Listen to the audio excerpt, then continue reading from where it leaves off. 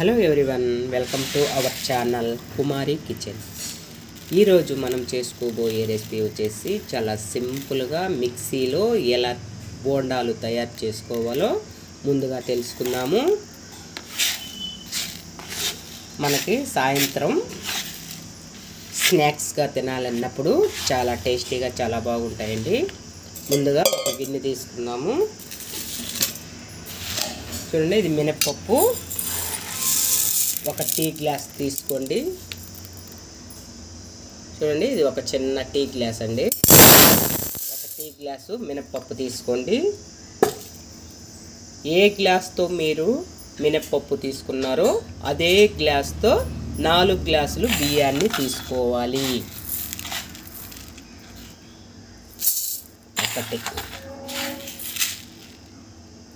2 3 4 గ్లాసులు బియ్యం తీసుకోండి. అలాగే ఇవి మెంతులండి. చూడండి, మెంతులు కూడా తీసుకోవాలి. ఇప్పుడు వీటిలో ఈ బియ్యం మునిగే వరకు వాటర్ పోసి ఒక 6 గంటల పాటు బాగా నానబెట్టుకోవాలండి. ఇప్పుడు ఈ గిన్నెలో నీళ్లు పోసి ఒక 6 గంటల పాటు బాగా నాననివ్వండి. చూడండి, ఇప్పుడు 6 గంటల పాటు ఇలా నానబెట్టుకున్నాం కదండి. చూడండి, మనకి బాగా పర్ఫెక్ట్గా బియ్యము మినప్పప్పు చూడండి బాగా నానిపోయింది. వీటిల్ని ఒక 2-3 సార్లు శుభ్రంగా కడిగి గట్టిగా మిక్సీ పట్టుకుందామండి. ముందుగా మిక్సీ జార్ తీసుకోండి. ఇందులో మనము నానబెట్టుకున్న బియ్యాన్ని మిక్సీలో వేసుకోండి. ఎక్కువ వాటర్ అయితే పట్టకండి. ఒక 2 స్పూన్లు వాటర్ పోసి గట్టిగా తిప్పుకోండి. చూడండి, మనము ఈ పిండిని అయితే ఇలా గట్టిగా పట్టుకున్నామండి. బోండాలు మనకి స్మూత్గా రావాలంటే కొంచెం మనం వండి పెట్టుకున్న అన్నాన్ని వేసి గట్టిగా తిప్పుకోండి. కొంచెం వాటర్ పోసుకొని మిక్సీ పట్టుకుందాము. మీ దగ్గర అటుకులు ఉన్నా కూడా నానబెట్టుకొని వేసుకోవచ్చండి. నా దగ్గర అటుకులు లేవు, అందువల్ల అన్నాన్ని యాడ్ చేసుకున్నాను. చూడండి, మనము బాగా పిండిని ఇలా పర్ఫెక్ట్గా పట్టుకోవాలండి. అప్పుడే మనకి బాగా పొంగుతుంది. ఇప్పుడు ఒక గిన్నె తీసుకొని చూడండి, ఇలా ఒక గిన్నె తీసుకొని ఇందులో తీసుకుందాము పిండి. అలాగే మిగతా పిండిని కూడా మిక్సీ పట్టుకుందామండి. చూడండి, మిగతా పిండిని కూడా ఈ విధంగా మిక్సీ పెట్టుకొని ఈ గిన్నెలోనే యాడ్ చేసుకోండి. చూడండి, మొత్తం పిండిని బాగా ఇలా చేత్తో మొత్తం మిక్స్ చేసుకోవాలండి. ఇలా కలిపి పెట్టుకున్న పిండిని ఒక నైట్ అంతా ఇలా వదిలేసేయాలండి. చూడండి, ఇలా ఒక మూత పెట్టేసి ఇలా ఒక నైట్ అంతా మనం ఇలాగే వదిలేసామంటే పిండి బాగా పులుస్తుందండి. మనం బోండాలు తినేటప్పుడు చాలా టేస్టీగా ఉంటాయి. చూడండి, మనకి ఉదయానికైతే మనకి పిండి బాగా పులుస్తుందండి. చూడండి, పిండి మనకి చాలా బాగా పొంగింది. ఇప్పుడు మనకి ఇందులో మనము వేసుకునేటివి మీకు ఇప్పుడు చూపెడతానండి.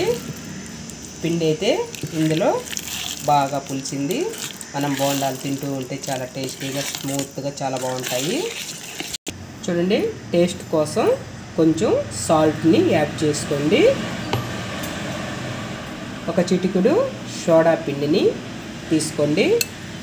ఇప్పుడు కట్ చేసిన ఆనియన్స్ ముక్కల్ని వేసుకోండి. అలాగే కొంచెం అల్లం ముక్కల్ని కూడా వేసుకోవాలి. ఇప్పుడు పచ్చిమిర్చి ముక్కల్ని వేసుకోవాలి. 1 గంట పాటు నానబెట్టుకున్న పచ్చెనగపప్పును కూడా తీసుకోవాలి. అలాగే కట్ చేసిన కరివేపాకుని వేసుకోవాలి. ఇప్పుడు సన్నగా కట్ చేసిన కొత్తిమీరను కూడా వేసుకోవాలి. వీటిని మొత్తం బాగా గరిటెతో కలుపుకోవాలి. ఎంతో టేస్టీ బోండా రెడీ అయిపోయిందండి. ఇప్పుడు గ్యాస్ ఆన్ చేసుకొని బండి పెట్టుకొని ఆయిల్ యాడ్ చేసుకొని బోండాలు వేసుకుంటే కారంతో చట్నీతో తింటే చాలా బాగుంటుందండి. ఇప్పుడు ఈ బోండాలు కాల్చుకోవాలంటే ముందుగా గ్యాస్ ఆన్ చేసుకోండి, బండి పెట్టుకోండి, ఆయిల్ని యాడ్ చేసుకోండి. ఆయిల్ బాగా హీట్ అవ్వనివ్వండి. బోండాని ఇందులో వేసుకుందాము. ఆయిల్ చూడండి బాగా వేడెక్కింది. ఇప్పుడు బోండా పిండిని తీసి ఆయిల్లో యాడ్ చేసుకోండి.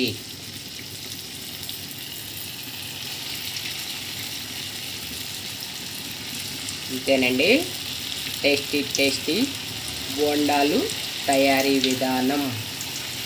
మీరు కూడా ఇలా ట్రై చేసి చూడండి. బోండాలు చాలా బాగుంటాయి.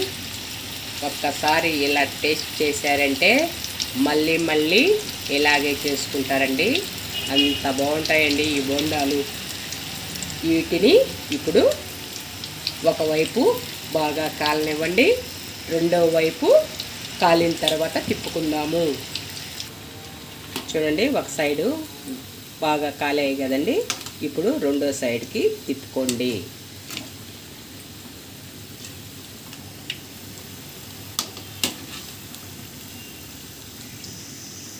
ఇలా గోల్డెన్ కలర్లో వచ్చే వరకు వేగితే సరిపోతుందండి.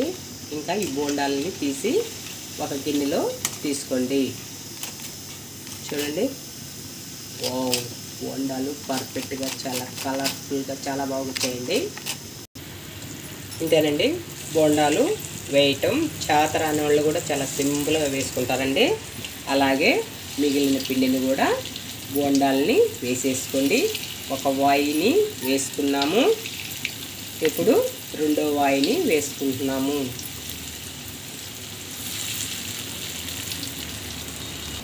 చూడండి, రెండవ వాయి కూడా కాలిపోయాయి. ఇప్పుడు తీసి ఒక గిన్నెలో వేసుకోండి. అంతేనండి, బోండాల తయారీ విధానం. ఈ రెసిపీ మీకు నచ్చినట్టయితే ప్లీజ్ లైక్ చేయండి, షేర్ చేయండి, సబ్స్క్రైబ్ చేయండి, మీ ఫ్రెండ్స్కి షేర్ చేయండి. ఓకేనండి, మరొక రెసిపీతో మళ్ళీ కలుసుకుందాం. ఓకే, బాయ్ అండి.